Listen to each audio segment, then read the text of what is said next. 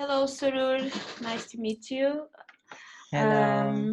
It's a pleasure to be here speaking about your work and specifically about Farci.e, which will be presented in a Alkantara festival in the 19, 20, and 21 of November.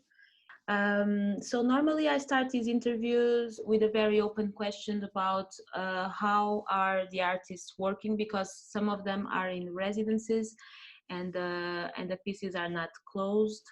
But in your case, it's the first interview I do to an artist that has already premiered this. In your case, Farsi was in Montpellier in 2016, and it was already presented several times, around 30 times around in different cities. So my question will be more, how do you think this piece updates itself in 2020? And what other meanings and connotations it gains in this specific context, Alcantara Festival 2020 and Portugal? How do you think it will readjust to this context?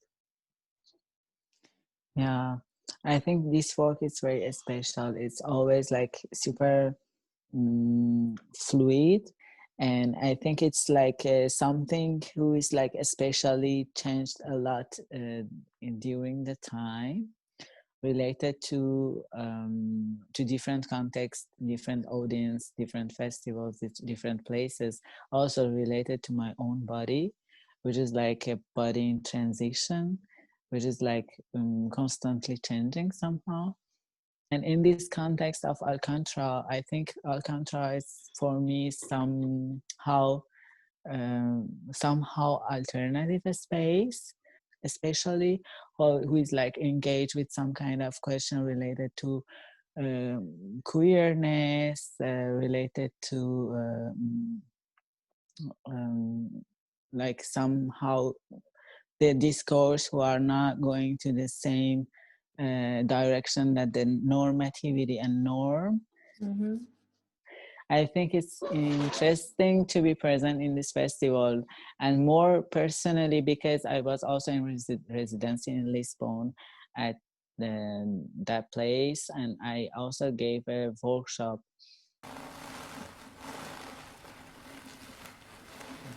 What I found very interesting about your work is that you are working around language, gender identity, and sexuality, but in a very specific way, because you are not only focused on the biological deformations, how bodies are accepted or not, but also gender as a social construction.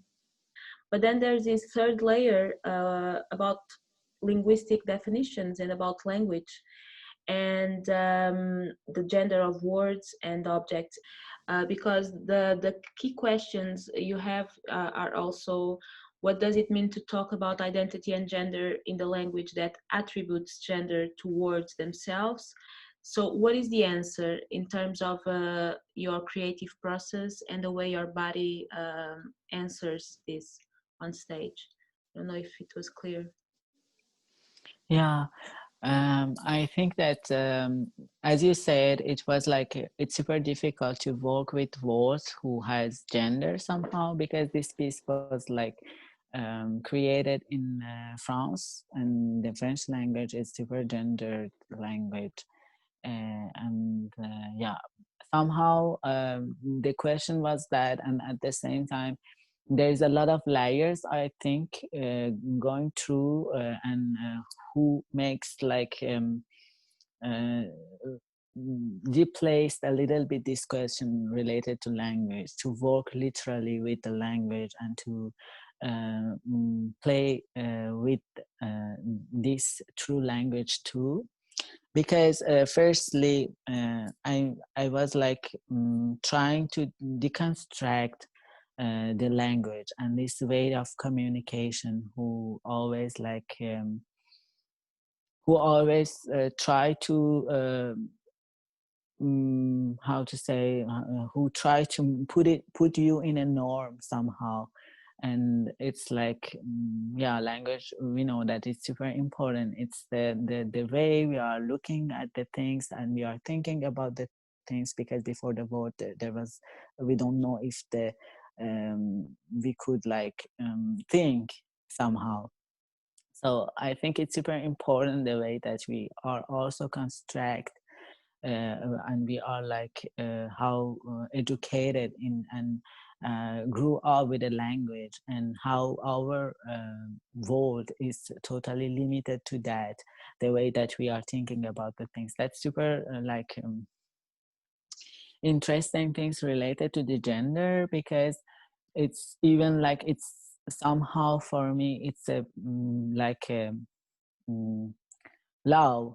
The language becomes a law that allow you to be this or that, and in between doesn't exist in that, because the people don't think about it, or they cannot how to say talk about it, and talk about something in between, and they cannot even accept visually after that something in between, because they never learned about that, or they didn't think, and they don't have no idea about what it could be. And it's also because the language is absent in this piece, because it's like the language and what's like the form of the work, it's kind of conference in which there's always someone who has a lot of power somehow in this context to bring something of education or something of their own thoughts to the people and educate them or open their mind or something like that. And that's also the thing, the interesting things, because there is no education somehow, there is no word, there is no law, there is nothing to open your mind, you know, or it's like sometimes you have to listen, sometimes you have just to see the things that you are not like educated to see, or you are not educated to how to say to take serious, or to take as important things. But there is a lot of little details that who are not discussed, who are not there, and you cannot really put question of them because they are in this silent. And you can never go to say why, because doesn't exist. And it's also something related to that for me, that I choose to not using the word, and to put more important in this silent, and it's no word communication. And what I found interesting about Farsi is that you have this power position. There's a table, there's an expectation, there's the papers. The body is very vulnerable, but in the end, you are eating the papers. And I would like to understand how what does it mean for you to eat the papers, because it's about it could be like a Farsi body confronting the French language on paper, but it can be also other things. What does it, that gesture means to you?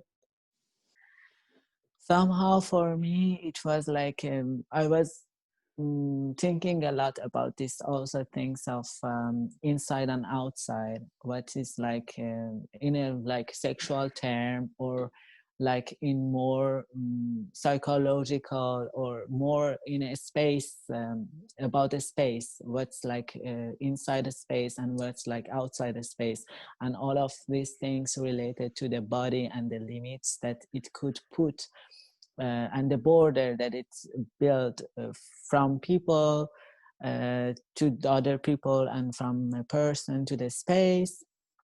All of us we are all affected by what's going on outside of us, and we are all trying to find a balance for us between inside and outside.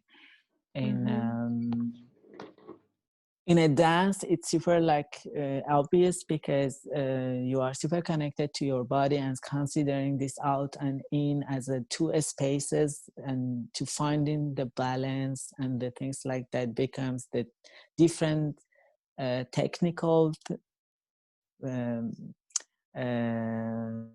how to say, technical details, uh, how you move. It's somehow also finding this balance in the question of address when you are actor, or also in dance or performance. It's always finding this balance of inside and outside, and how you put in connection these two or these layers. For me, the paper could be somehow also in the beginning, the discourse, this relationship with like academic discourse for me was like something very not very nice in the real life for a person who is like super directly concerned about all those questions. And you see how hard is that the people are just blah blahing about like a lot of like putting this word, no, it's not beautiful, we have to use another word which is like more respectful. You know, academic is always to just changing the word to invite like more respectful word, but the question is always there. You are not you are not changing the anything about that. I think the relationship also with this text, and in the end, like maybe eating it, it's somehow connected to also this these things of like theoric discourse, which is also somehow become law. It's like we cannot really accept something or see something or put importance on something which is not written before by someone who is like so by someone who is like accepted Sure. as a valid person, you know.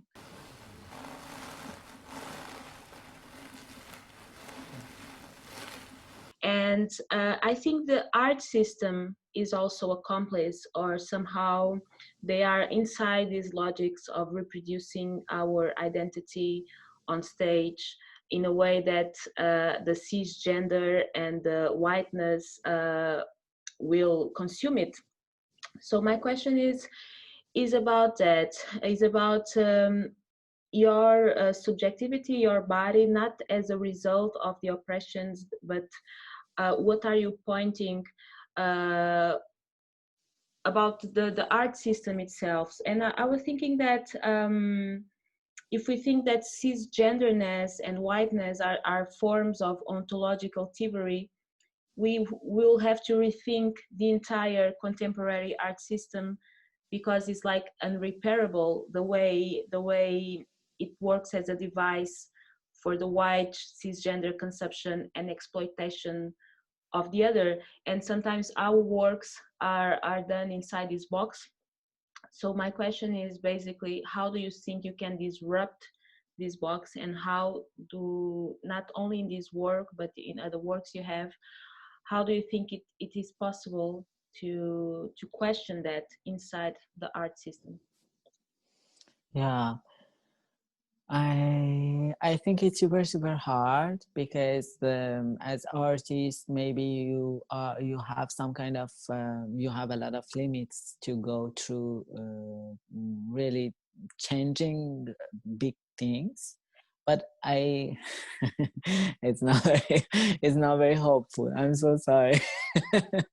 Anyways, I'm like Iranian artist working in like Europe, which is like this white system who is like consuming what's like today concerning the society. But at the same time, I think I also find some kind of balance to have to understand this relationship, and to understand also my place as a Iranian artist inside that, as a transgender Iranian artist inside that, the things that I want to change also inside that, because for me it's super important that I change something also in this system in which I am like artist today, but yesterday I wasn't here and I wasn't even like included in this system. And what I want to share, it's something who could have some kind of relationship with my Iranian heritage, my history, the things like that. But also there's the other part which is like more connected to Western uh, um, heritage, because when you study art in Iran, you just learn about like Western Sure. things. I don't know in other countries, but I think this like super this white Western discourse about art, it's super dominant everywhere.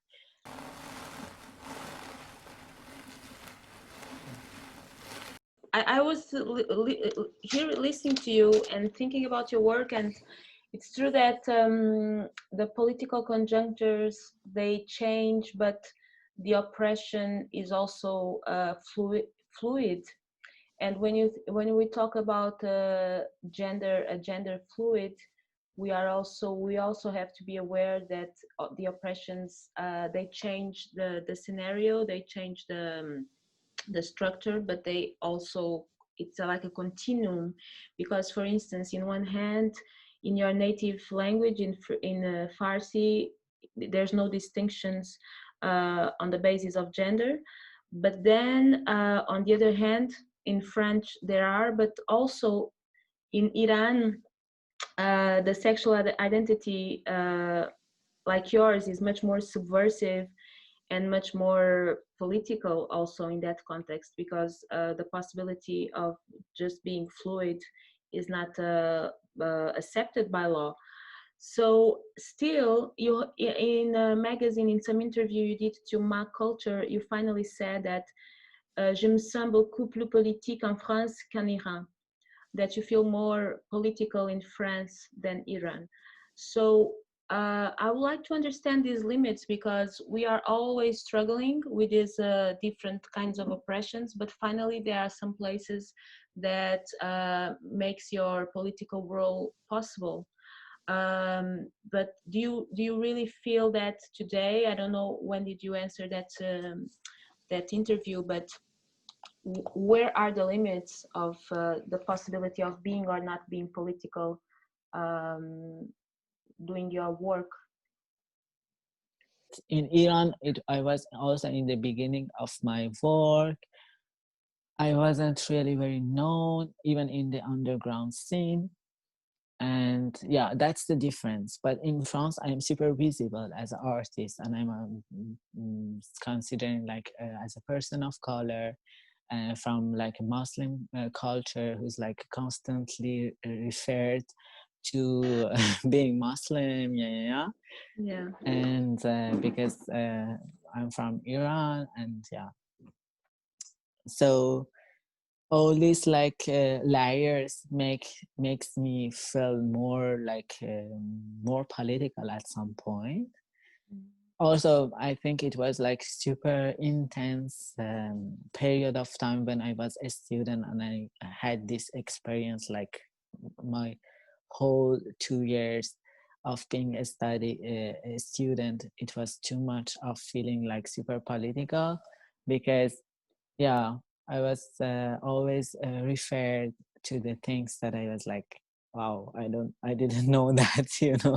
Mm-hmm. I mean, I was like doing a performance, and my classmate asked me, why you are choosing always to do very political things, and I was like, oh, you know, I was like, no, because sometimes just my body on this stage is just that it's political for people, you know. Sure. Because they don't used to see this presence, this body, and yeah, so I understood there's some layers of being political through my body, which is like out of my control, and who is like more in the gaze of the people who are like looking at me. I'm ending all these interviews with one question, and my question is about how easy to be an artist right now in this pandemic situation. What do you need?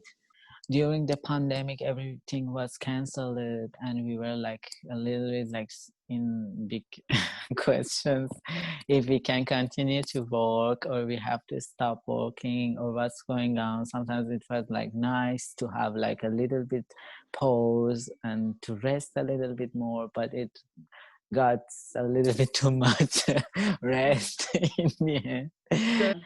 And also in the term of traveling, we know that it's not easy at the moment. There's different rules that you have to, maybe in this country you have to do that, and that the country you have to do that. I mean, for me as a transgender person traveling, it was always super stressful because in my passport, my image is a woman with a hijab. And was like super different with me. So all the time I'm traveling related to which country I'm going, I prepare myself because some countries are super racist and some other are less. So now I think it's with the pandemic situation, it's more it's a double stress to prepare in the airport if you pass or if you don't pass, you know. Definitely. But I believe in Portugal you will have a good moment. I don't know. I think the team is not so stressed. Maybe they are, but I feel that they are trying to, I mean, coexist with the uncertainty of things. Like we cannot predict everything, and you don't control things. And I think that's something maybe positive, that we finally understand that we don't control things. But yeah, I hope you make a good travel to Portugal, and that you can rest and not be stressful during the Alcantara festival.